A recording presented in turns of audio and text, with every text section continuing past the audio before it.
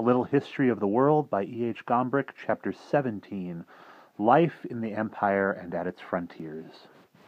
If you weren't a Christian, a Jew, or a close relative of the Emperor, life in the Roman Empire could be peaceful and pleasant. You could travel from Spain to the Euphrates, and from the Danube to the Nile on the wonderful Roman roads.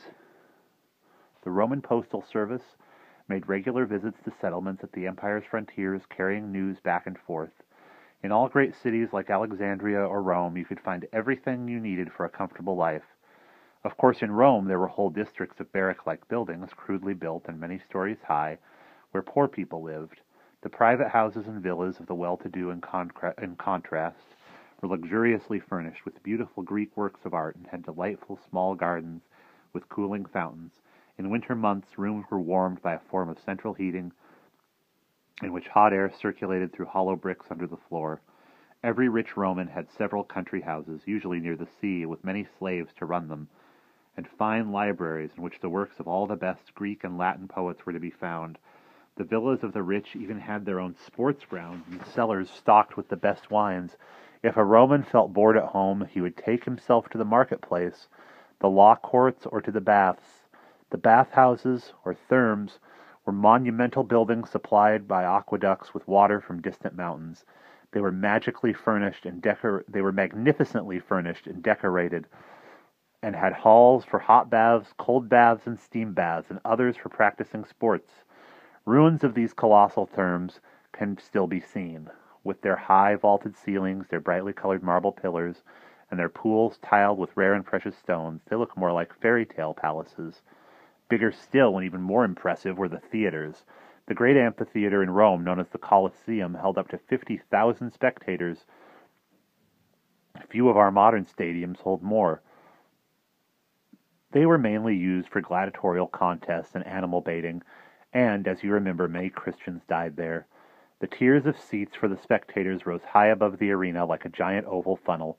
Imagine the noise 50,000 people must have made when they were all in there together. The emperor sat below in a royal box beneath a magnificent awning to protect him from the sun. When he dropped his handkerchief into the arena, it was a signal for the games to begin. The gladiators would appear and, standing in front of the imperial box, cry, "Hail, Caesar! We who are about to die salute you!" But you mustn't imagine that emperors did nothing but sit in amphitheaters, or that they were all layabouts and raving lunatics like Nero. On the contrary, they spent most of their time maintaining peace in the empire. Beyond the distant frontiers, all around were fierce barbarian tribes waiting to raid and pillage the rich provinces. The Germans, who lived in the north, at the other side of the Danube and the Rhine, were especially troublesome. Caesar had already clashed with them during his conquest of Gaul. Tall and powerfully built, they towered over the Romans and frightened the life out of them. Not only that, but their country, now Germany, was in those days a land of swamps and dark forests in which Roman legions were forever losing their way. But above all, the Germans simply weren't used to living in fine centrally heated villas. They were peasants and herdsmen, as the Romans themselves had once been, and they preferred to live as they always had, in isolated wooden farmsteads. Educated Romans from the cities liked to write about the great simplicity of the Germanic way of life, the plainness and austerity of their traditions, their love of warfare and loyalty to their chieftains. By drawing attention to this seemingly simple, uncorrupted, and natural way of life in the freedom of the forest, the authors of the accounts which have come down to us warned their fellow countrymen against what they saw as the Romans' own dangerously refined and self-indulgent way of life. The German warriors really were dangerous enemies. The Romans had already learnt this to their cost during Augustus's rule. At that time, the leader of the Germanic tribe, called the Cherusci, was a man named Arminius.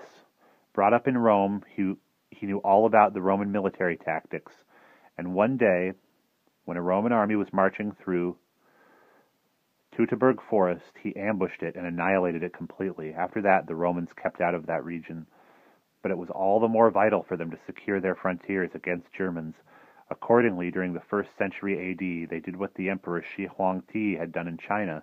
They built a wall, known as the Limes, along the length of the frontier from the Rhine to the Danube. This wall, made of palisades with watchtowers and ditches, was intended to protect the empire from the nomadic Germanic tribes. For what worried the Romans most was that instead of staying quietly on their farmsteads cultivating the land, the tribes were always on the move looking for new hunting grounds or new pastures. They simply loaded their wives and children onto ox carts and set off in search of somewhere else to live. This meant that the Romans had to keep troops permanently stationed at the frontiers to defend the empire. Along the Rhine and the Danube, there were soldiers from every country under the sun. Near Vienna, there was an encampment of Egyptians, who even built themselves a temple beside the Danube, which they dedicated to the goddess Isis. On that spot, there is a town today called Yibs, and Isis lives on in that name. Among the frontier guards, any number of gods were worshipped, the Persian sun god, Mithras, for example, and not long after, the unique and invisible god of the Christians. However, life in these outposts was not very different from life in Rome. Today we can still find Roman theaters and bathhouses in Germany, in Cologne, Trier, Augsburg, and Regensburg, in Austria, in Salzburg and Vienna in France, in Arles and Nimes in England, in Bath, together with villas from imperial officers and barracks for the soldiers. Older soldiers often brought themselves land in the district, married a local girl, and settled near the camp. As a result, the population within the provinces gradually became accustomed to the Roman presence, while those who lived beyond the Rhine and the Danube became increasingly restless as the years went by. It wasn't long before Roman emperors were spending more time in frontier towns than in their palaces in Rome. Among them were some remarkable men, one of whom was Emperor Trajan, who lived about 100 years after Christ, and long after his death people were still talking about his justice and his gentleness. Trajan's troops had crossed the Danube once again into what is now Hungary and Romania. Making that land a Roman province would also make the empire safe. The country they conquered was known as Dacia. Once it had become Roman and its inhabitants began to speak Latin, Dacia became Romania. But Trajan didn't only lead military expeditions. He made Rome beautiful with glorious squares. Whole hills were leveled to make room for them. Then he commissioned a Greek architect to build temples and shops, law courts, colonnades, and monuments. You can still see their ruins in Rome today.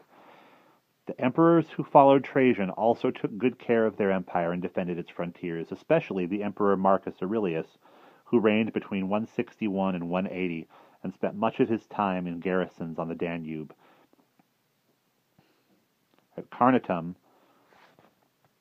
and at Vindobona, which is what Vienna used to be called, and yet Marcus Aurelius hated war.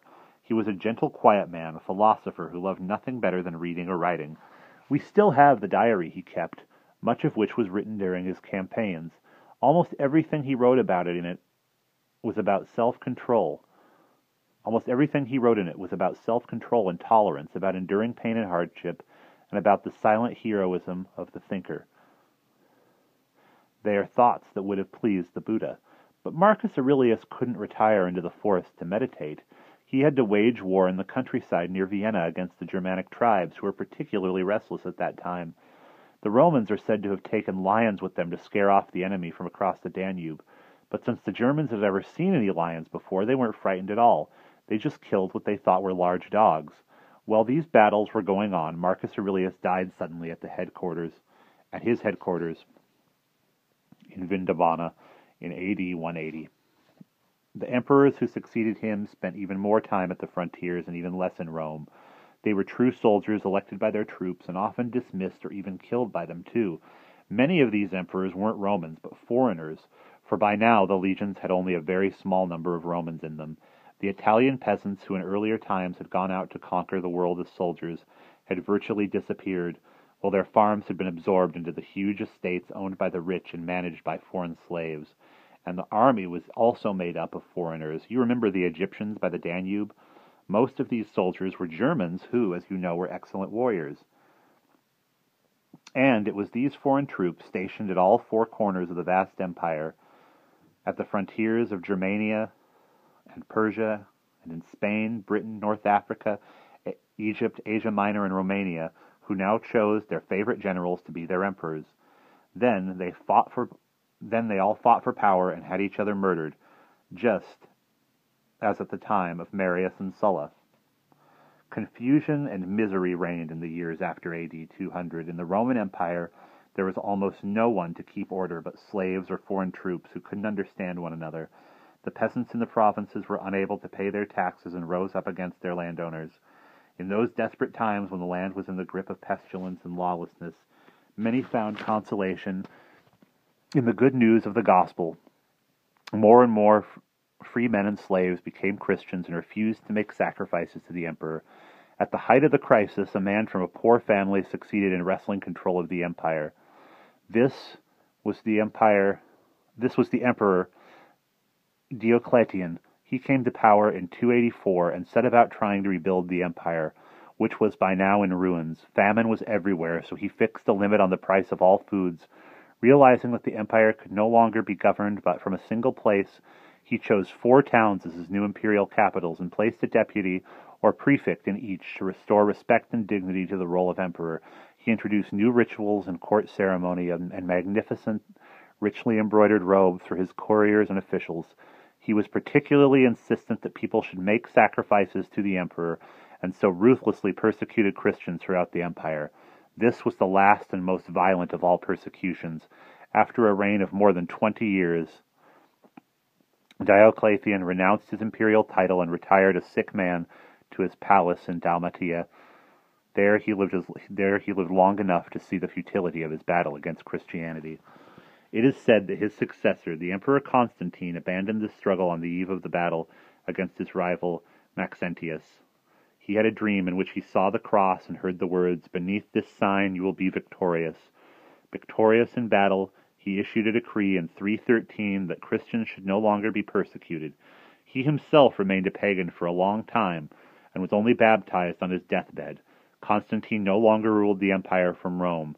In those days, the chief threat came from the east, the Persians having once again become powerful. So he chose as his seat the ancient Greek colony of Byzantium on the Black Sea, upon which it was renamed Constantine's city or Constantinople. Today we know it as Istanbul. By 395, the Roman Empire didn't only have 2 capitals, it had 2 states. The Western Empire, consisting of Italy, Gaul, Britannia, Spain, and North Africa, where people spoke Latin, and the Eastern Empire, consisting of Egypt, Palestine, Asia Minor, Greece, and Macedonia, where they spoke Greek. In both states, Christianity became the official religion from 380 onward. This meant that bishops and archbishops became important dignitaries who wielded great influence in the affairs of state. Christians no longer met in underground passages, but in grand churches with fine pillars, and the cross, the symbol of deliverance from suffering, now became the legion's battle emblem. And that is the end of chapter 17.